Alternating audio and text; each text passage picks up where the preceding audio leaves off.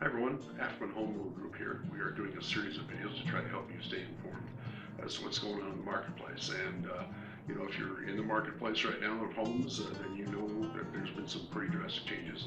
Um, Basically, what we're running into is homes that maybe 6 months ago were selling for less or selling for more now. And the reason for that is that there's a higher demand and there's not as much inventory. So if you go back to your good old Econ 101 class, the basics of supply and demand kick in, and when there's not very much inventory of homes and there's higher demand, prices go up. That's something that if you're trying to sell your home, that's a good thing.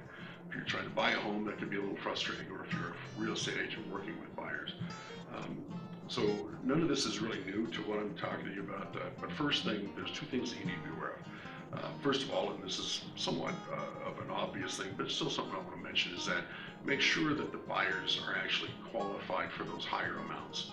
Stay in good communication with your lender. Make sure that they've run through their pre-qualification process correctly, and that they actually are very firm and sure of the fact that your buyers are going to be able to, or if you're a buyer, that you're going to qualify for some of these higher prices.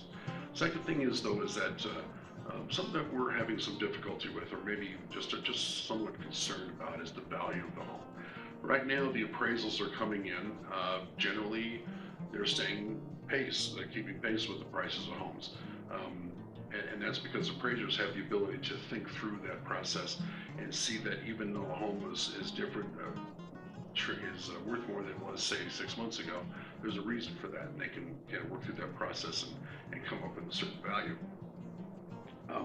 The problem is what happens when it doesn't.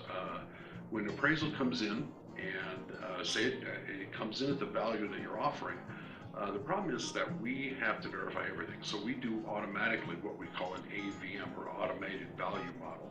An AVM is simply a kind of a system that we have that is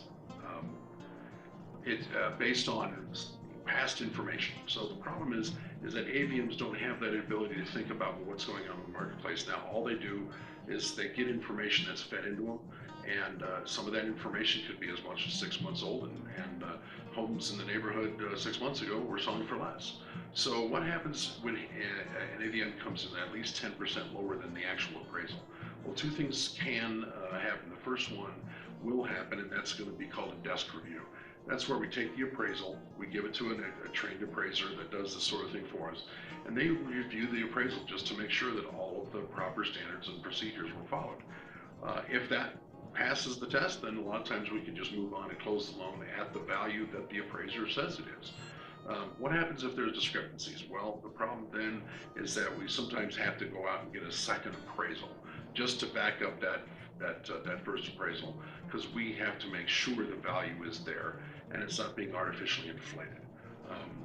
So anyway, that all causes frustration, adds time to the process. If you're a real estate agent, please think about these things as you're writing out your appraisal deadline on your contract offers. Don't make the appraisal deadline a week after you've gotten the inspection done. That's sometimes it's going to be difficult to get accomplished because of some of the issues we're running into right now. If you're aware of them and if you know that they might be coming, it's easier to handle. So please be aware that this kind of thing can happen, and I hope that this information will help you have a more smooth home buying experience.